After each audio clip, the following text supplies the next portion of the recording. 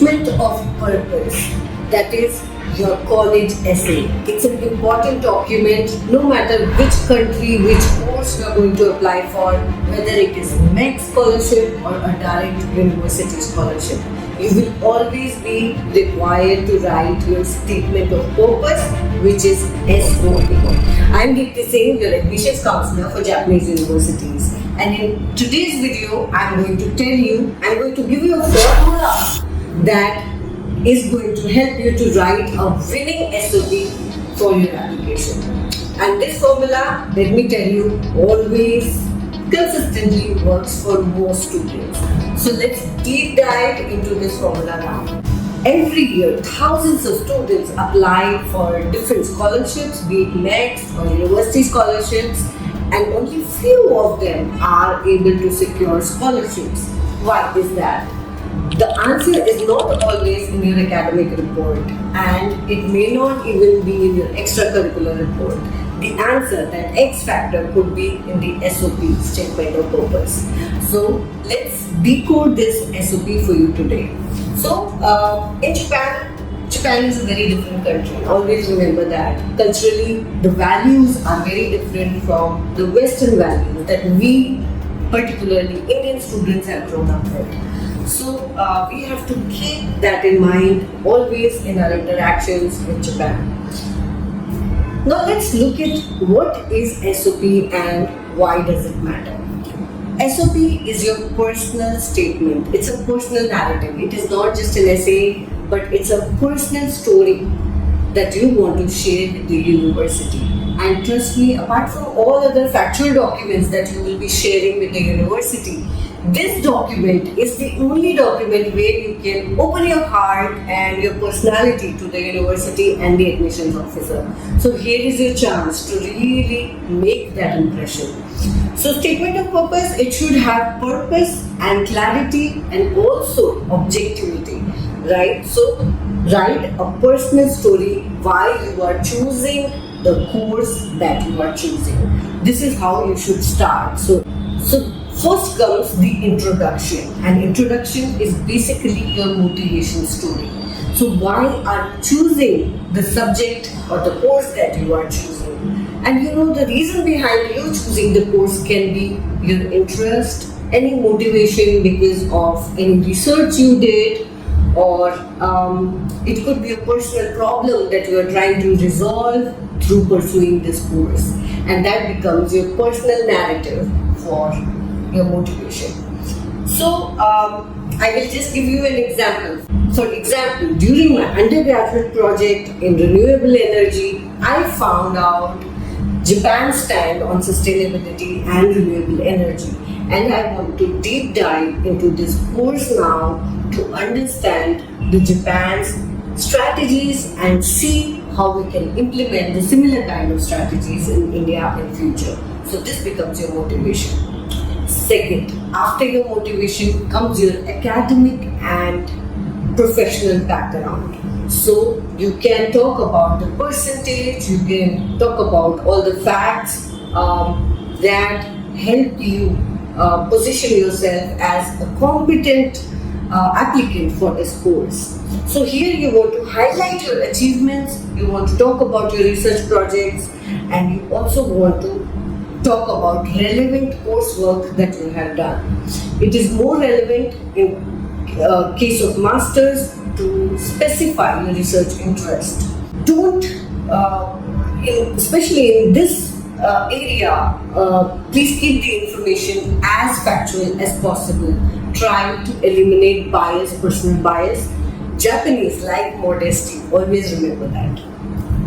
I will give you a very small example on how you can attempt this part of SOP. For example, after completing my bachelor's in mechanical engineering with 85%, I worked as a trainee in so-and-so company for 6 months, and I realized that Japan leads the world in robotics and automation, and that is why I would like to pursue my master's in robotics from Japan.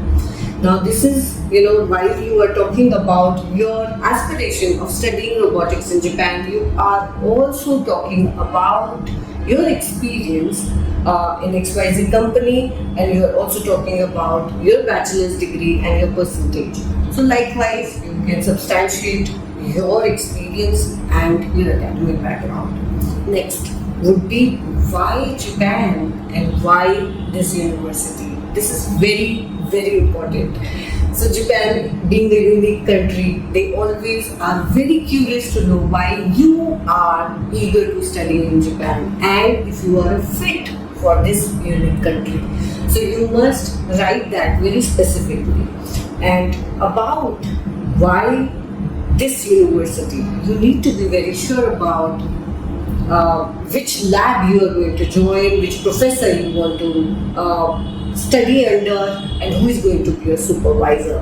Of course, this is more in case of masters, but for bachelors, the rules don't change. So you have to research more about what subjects are taught in that university. And if there is one particular subject that catches your attention more and your interest more, and that is how that university, and because that course is exceptional in that university, you want to pursue it in that university.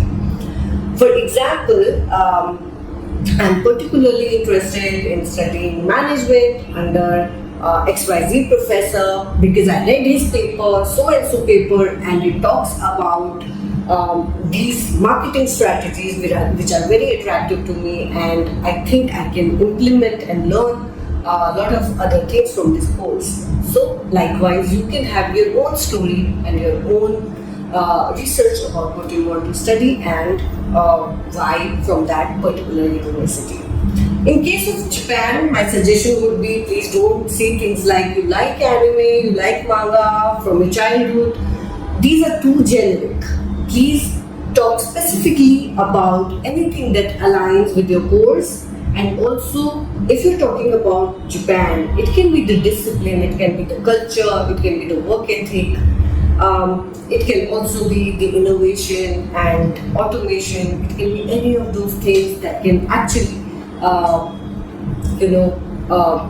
you align your statement of purpose with Japan. Don't say Japan is a developed country and India is still underdeveloping. These are just too generic of terms and shows no research on your end. Paragraph 4 is going to be about your future goals. After your graduation, what is it that you plan to do after learning that course, right? So if you have no long-term strategy, no long-term vision for yourself, it can be very dampening for any professor or any admission committee that is reading your statement of purpose. So for example, after completing my master's or my bachelor's from Japan, I look forward to contributing to renewable energy sector in India because India is still in the nascent stages of renewable energy with this much percentage of energy coming from renewable sources. So these are some of the concrete and more substantive methods of approaching the same point. So please do your research and avoid generic statements. Closing statement. It is very important. You must show your gratitude and your confidence and also your future belief in yourself about after making an impact. That is very important. So basically you need to be very confident about yourself in this section that you are going to make an impact in the world once you have completed this course. One more thing that I want to tell you is please avoid these generic mistakes that students always make. One is copying from ChatGPT. It's so apparent, professors, they deal with students day in, day out. Trust me, it's very easy for them to see which part of your essay is lifted directly from ChatGPT, Grok or any other AI tool. It's very easy, very simple, and on the ethics front, Japan is very strict, and that is why it can work very negatively on your application. In fact, it will be rejected without no second thoughts. Another mistake that I have seen students make is sounding very financially vulnerable. you don't need to. Statement of purpose is your statement of purpose for the course. It's not an appeal for the scholarship particularly. So stop sounding neatly about your needs, because most scholarships anyhow are merit based. Merit combined with need, yes, it makes a strong case for a scholarship. But here is your opportunity to really showcase your achievements, talents, and your promise for being an applicant. Not it won't work if you are going to talk a lot about your financial struggles. Avoid that. Proofreading is very important. Don't think that, don't take anything for granted. Don't use short terms, don't use abbreviations, because please understand you are writing for another culture, another country, and the other person probably doesn't have the same background. So please try and be more precise and also elaborative of things that you think need an elaboration, and they can be completely unknown to the other person. Now, just a couple of tips to make your SOP stand out. One is give a personal story. All of us, we love stories which are personal, and if somebody is able to relate to your story, that's what they love. Second, never forget you're writing for Japan. So Japanese values, please keep that in mind. Third, clarity. Clarity of your goals and clarity of your career path ahead.